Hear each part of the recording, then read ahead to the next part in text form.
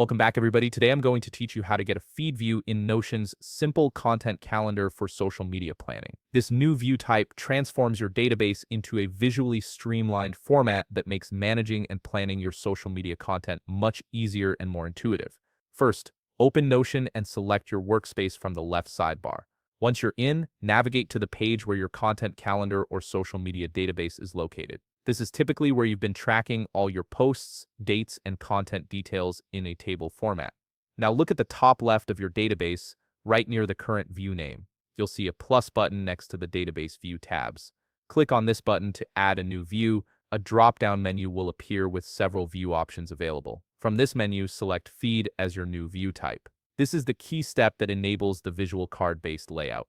Next, you'll be prompted to name your view. Go ahead and type something descriptive like feed view or social feed. As soon as you name it, Notion will instantly create your feed view, displaying your content in a card-based format that's perfect for visual planning. To customize what information appears on each card, click the View Settings icon at the top right of the feed view.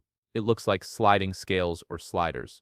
This opens up your customization options. From the drop-down menu that appears, select Property Visibility. Here you'll see all the properties from your database listed with eye icons next to them. Toggle these eye icons on or off to show or hide properties like name, date, or platform on your feed cards.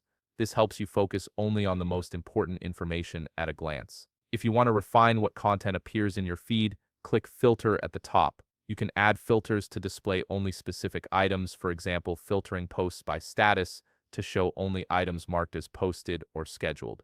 Additionally, use the sort option to organize your feed items by date, priority, or any other property that makes sense for your workflow. Finally, scroll through your newly created feed view to see all your social media content displayed in an easy-to-scan visual format. This makes planning, reviewing, and managing your content calendar much more efficient. If you found this video helpful, please leave a like and subscribe.